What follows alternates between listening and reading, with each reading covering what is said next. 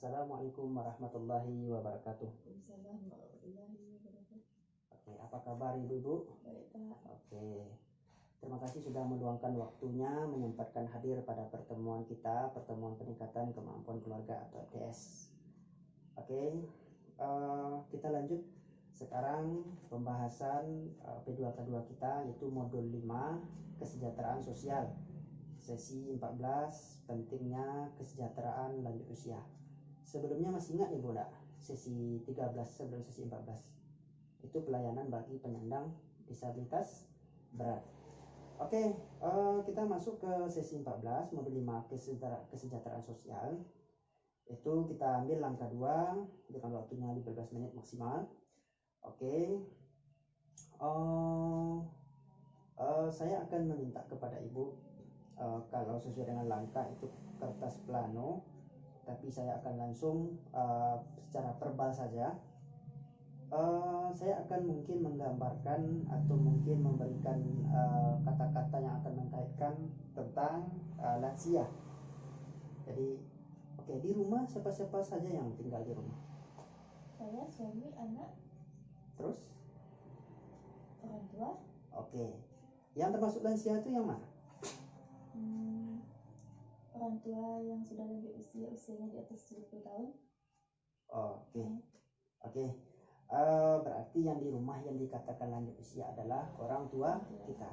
Sesuai dengan apa yang diberikan amanat undang-undang kepada kita, bahwa lansia dan juga termasuk di WHO mengatakan ukuran lansia itu adalah umur 60 sampai 74 tahun. Oke. Orang tua. Apakah nenek juga disebut lansia? Iya. Oke. Kalau nenek sudah berumur 74 ke atas sampai 90 itu sangat lansia atau sangat tua sekali, atau elder.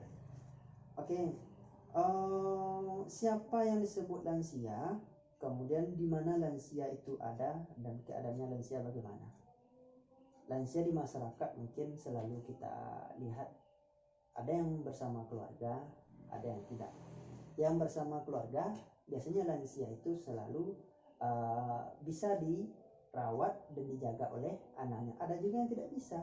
Begitu juga yang tidak ada kerabatnya sama sekali. Mungkin anaknya ada tapi sudah jauh, ditinggalkan sebatang karah mungkin di kubuk bambu atau kubuk reot yang kecil yang ada di kampung-kampung. Kemudian Ibu yang saya hormati, ini yang menjadi kondisi yang ada pada kita, yaitu lanjut usia.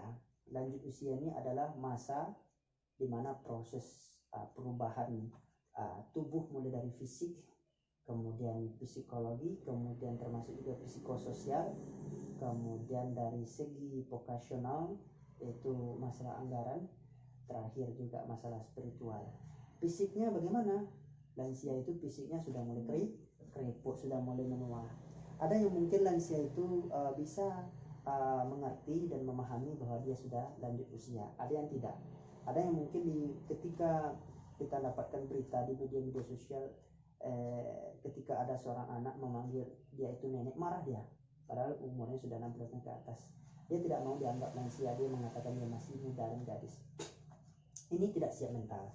Kemudian berupa psikososial itu terutama berupa mungkin psikososial terhadap perasaannya mudah sensitif, kemudian perilakunya sudah mulai berubah, ya kan? Orang tua sensitif, orang tua ingin dihargai, lanjut usia ini ingin dihormati. Ketika dia berbicara dia tidak akan mau kalah. Tanggapan anak bagaimana? Harus mendengarkan dengan baik. Oke. Kemudian vokasional, keuangannya, anggarannya tergantung. Kalau dia memang PNS, dia dapat nanti uang pensiun. Tapi untuk secara pekerjaan atau sesuatu yang bisa dia lakukan, dia tidak bisa lakukan, mungkin minta bantuan anaknya. Namun ketika KPM PKH itu masuk bansos, mendapatkan bansos sosial PKH, ini merupakan bantuan untuk masyarakat miskin. Jangankan untuk makan, jangankan untuk biaya berobat atau mungkin biaya-biaya lainnya, tapi untuk makannya susah. Dalam hal ini KPM PKH harus mengerti bagaimanapun keadaannya susah, bagaimanapun keadaannya sulit, tapi membimbing, merawat dan juga menjaga, bukan membimbing, menjaga, merawat dan juga mengasuh orang tua yang sudah lanjut usia, sama seperti kita diasuh juga seperti kecil dulu, begitu. Ini adalah kewajiban kita, ini adalah pekerjaan yang mulia, yaitu berbakti kepada orang tua. Kita lihat di sini permasalahan yang ada. Pertama sekali kita lihat mengapa kita harus peduli kepada lansia. Oke. Ya kan? Mengapa kita harus peduli kepada lansia? Pertama sekali kita harus peduli kepada lansia karena menurut Undang-Undang Nomor 13 Tahun 1998 tentang kesejahteraan sosial. Jadi memiliki hak yang sama dalam kehidupan bermasyarakat, berbangsa dan bernegara. Kemudian jumlah lansia terlantar meningkat. Kemudian menurut Kemensos sedikit ada 2,8 juta lansia yang terlantar. Kemudian data menyebutkan lansia mengalami kekerasan dan penelantaran. Kemudian lansia adalah orang tua membesarkan, mendidik anak dan kasih sayang. Sebagian lansia kurang mendapatkan perhatian dari keluarga. Lansia adalah potret kita di masa akan datang. Panti lansia jemput terbatas. Artinya lansia, kita mungkin merasa masih muda, memiliki pekerjaan yang kesibukannya super sibuk, tetapi kita lupa suatu saat kita juga akan menuju masa tua, masa lansia. Ketika ada orang tua kita jaga dengan baik, artinya kalau kita jaga dengan baik kita berarti sudah menggambarkan bagaimana anak kita juga akan menjaga kita, karena kita potret kehidupan yang hari ini kita akan merasakan nanti potretnya bagaimana lansia kali ini, kita juga akan merasakan lanjut usia yang akan datang. Sesuai dengan Pritchard juga, yaitu kondisi dan permasalahan lanjut usia. Yaitu permasalahan yang mungkin terjadi yang ada yang siap, ada yang tidak. Pertama fisik, yaitu yang sudah saya katakan tadi, mulai keriput, dan mungkin secara keuangan sudah tidak lagi stabil, harus butuh bantuan dan biaya dari anaknya. Oke, Ibu bagaimana dengan lansia di rumah? Dijaga dengan baik? Dijaga, Pak. Oke, dijaga dengan baik dan jangan sampai disia-siakan. Karena lansia ini adalah amanat undang-undang.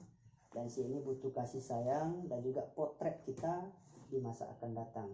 Waktunya kita harus berbakti kepada orang tua. Mungkin sampai di situ dulu pertemuan kita kali ini. Mungkin ada tanggapan dari Ibu atau pengalaman Ibu tentang yang ada terjadi di masyarakat. Ada nggak yang lansia ditelantarkan? Ada, Pak.